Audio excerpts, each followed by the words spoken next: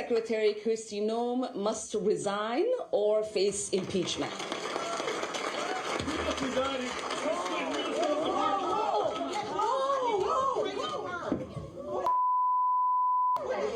I don't know.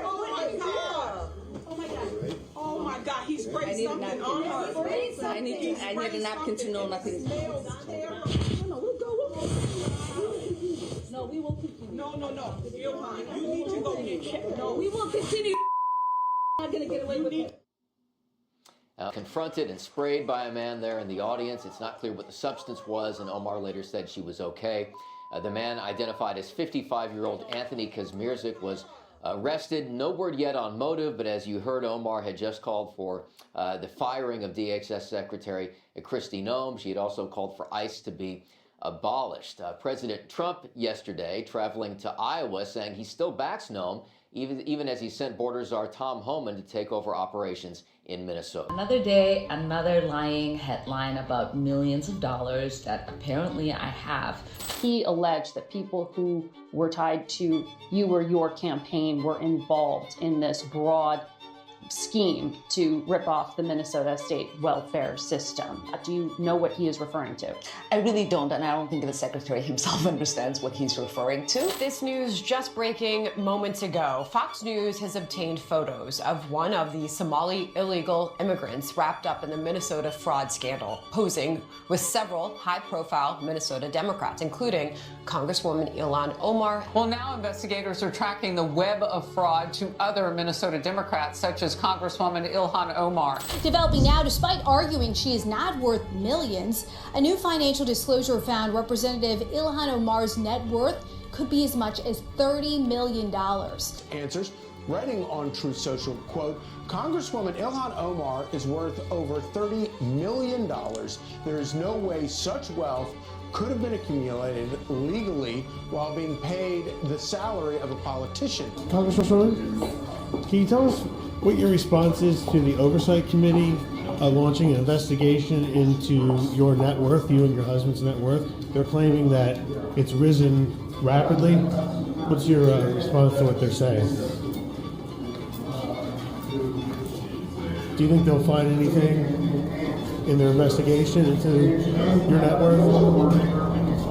Ilhan Omar's net worth went up nearly $30 million. The question is how. Here's what we know. Omar's husband, a former political consultant, owns a venture capital firm based in Washington, D.C. and a winery in California.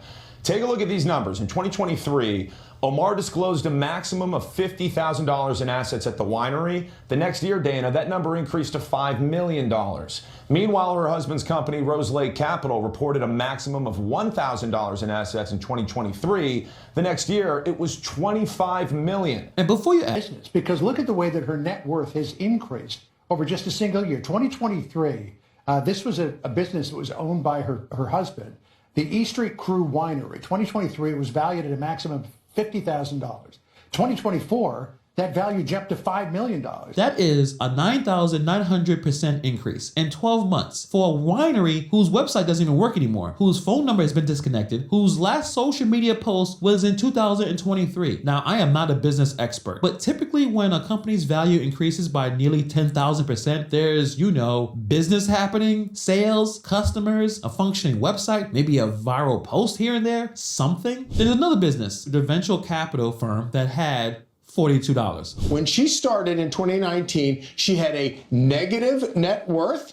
Her personal household net worth has gone from negative to $30 million, and her husband's Rose Lake Capital firm, a consulting firm, has gone from just dollars up to $25 million in value.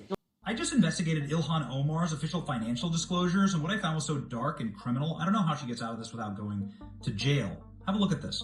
Here's Ilhan Omar's financial disclosure from the Congressional Record, year 2023. I want to bring your attention to this company right down here, Est Crew LLC.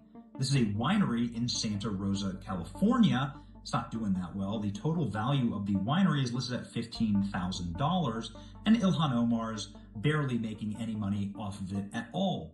Hardly enough to pay a parking ticket. Okay, that's fine. Nothing really mysterious there. Businesses fail all the time. But go ahead and look at her filing for 2024, and you'll find that Est Crew Winery, the same company in the same location, is now worth $5 million. That's incredible, up from $15,000. And now Ilhan Omar's making enough to pay rent. Social media, Facebook page, you'll see here that the last post, oh no, was in 2023. Well, let's go ahead and check their official website. What is Est Crew? We are winemakers and memory curators, okay? So, I'm sure I can go and get some of their wine, right? Well, they don't have any activities here, so maybe I could just go to their location and buy some of their wines, or maybe give them a call. Let's try and go to their location here. This is the Google Street View of Est Crew Winery, and what you'll find here is an empty parking lot. What is this exactly? Aren't you supposed to sell wine at your wine company? Where are your wines? Oh, there are no wines. You wanna know why? Because this is a fake company. Rep. Ilhan Omar's husband accused of swindling investors in their California winery. They stole millions from cannabis growers. You see here's the lawsuit right here, saying that Tim Minette, who's Ilhan Omar's third husband, no relation, swindled his investors and defrauded them. Omar under investigation after racking up millions while she was in Congress. Follow the money? Well, that's precisely what the House Oversight Committee is doing. They are probing squad member Ilhan Omar's skyrocketing family wealth, Jesse, especially in the wake of that $9 billion, some would argue $19 billion social services fraud scandal that exploded in her district in Minnesota. The oversight chair, James Comer, says his team's lawyers are exploring the extraordinary step of subpoenaing Omar's spouse over his curious business practices. Republicans want to know how the Somali-born Omar and her politically connected husband, Tim Minette, went from being nearly broke to being worth around $30 million in just a year, according to her 2024 disclosure forms. Court denied being a millionaire earlier this year, posting on X, quote, "I barely have thousands, let alone millions." Oh, here's where the real connection is. Look at this. We see a web of connections between them, and those directly involved in the fraud. For example, Ilhan Omar, alleged enabling introducing the 2020 Meals Act, which was ultimately subject to fraud. Held a campaign victory party at the Safari restaurant. That's where one of the men who run that restaurant is has associations to the convicted individuals.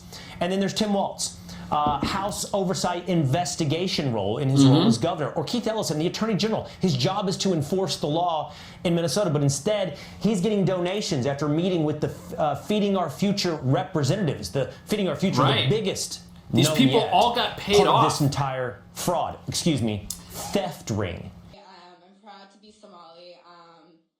To me, being Somali isn't just eating bananas with rice.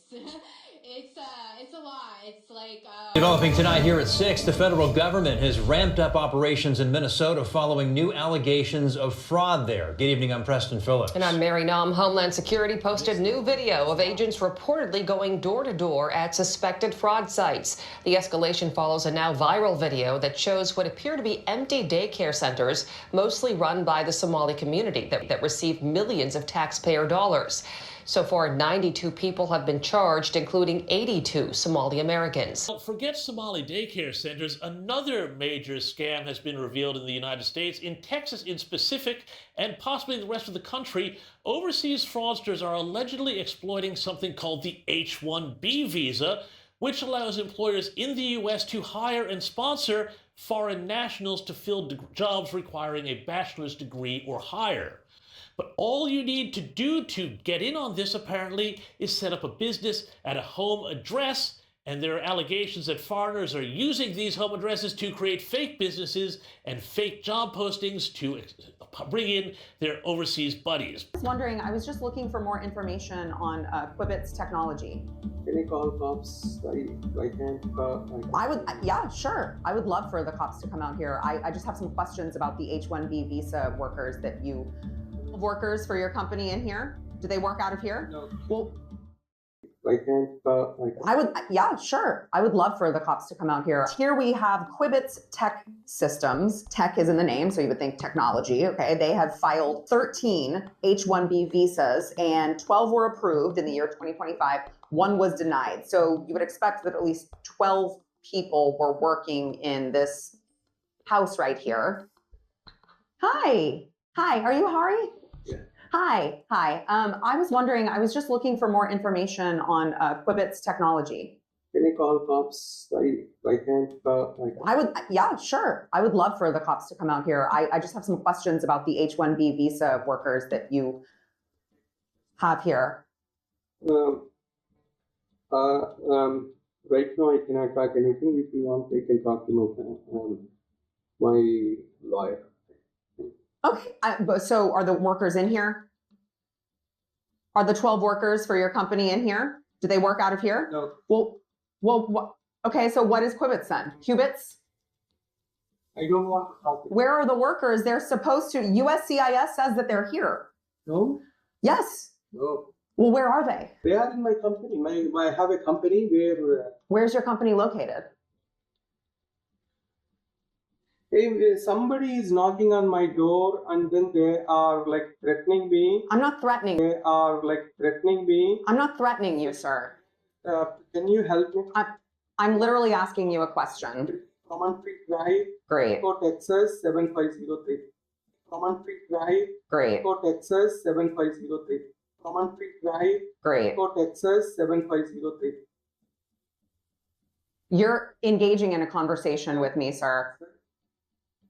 Where is your office? It's Systems.com. You find address. It's Systems.com. You find address. It's Systems.com. You find address. As you just heard Hari say, his workers are all at the office. Now that address can be found, as he just said, on his website, QubitzTechSystems.com. We went out there to check that out, see if Hari was telling the truth. Suite 137. Initially, you think, oh, maybe this is actually checking out. Maybe he's telling the truth, until you look in the window and see that it's just a couple of fold-out tables and a single chair. Just a couple of fold-out tables and a single chair. Behavior of an individual who's done nothing wrong and is innocent is this type of behavior. When American students graduate from college, some companies won't even hire them based on lack of experience.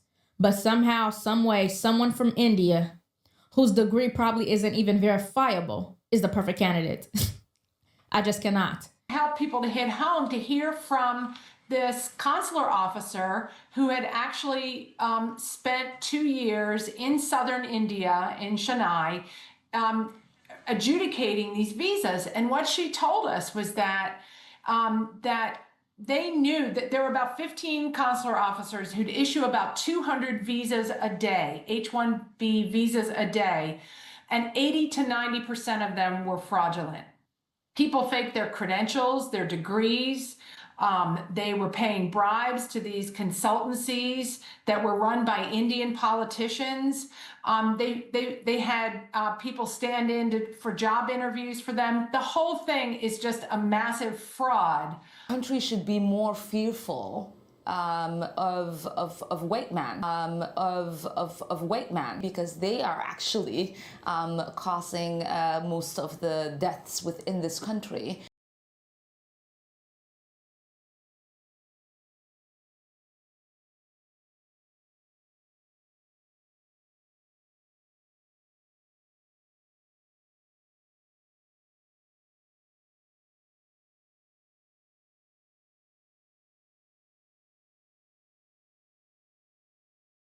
And so if fear was the driving force of policies to keep America safe, Americans safe inside of this country, we should be profiling, monitoring, and creating policies to fight the radicalization of white men. It's not going to be the country of white people. And there are so many more examples of this.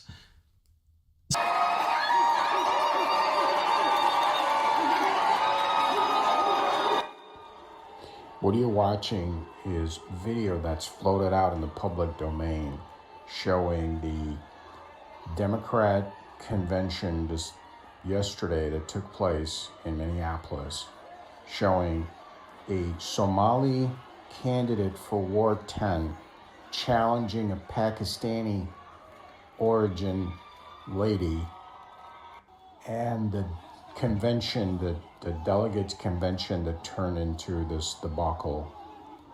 I'm pretty sure the next we'll see beheadings, stabbings, and full-blown jihadi-style tribal wars transpiring on Minnesota soil. Congratulations, Democrats. Here's your cultural, multicultural utopia. That's what it looks like. Now let's hear how it sounds.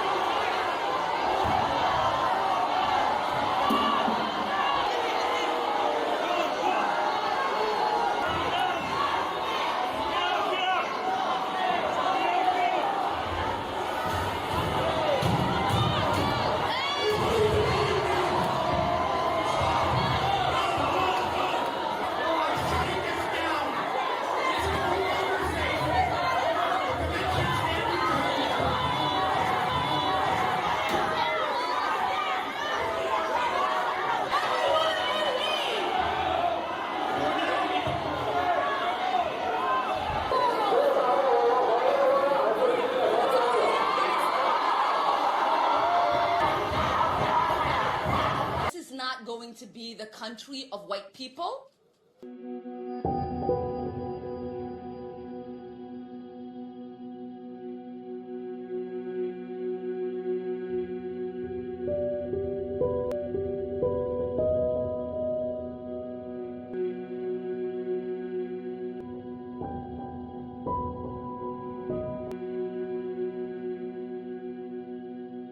Rhetoric and his white supremacist rhetoric, the Nazis described Jewish people. For joining us, the Fox 9 investigators broke the story of Twin Cities daycare business, suspected of committing massive fraud with your tax dollars. Tonight, the state agency that oversees Minnesota's child care assistance program wants to help crack down on cheaters.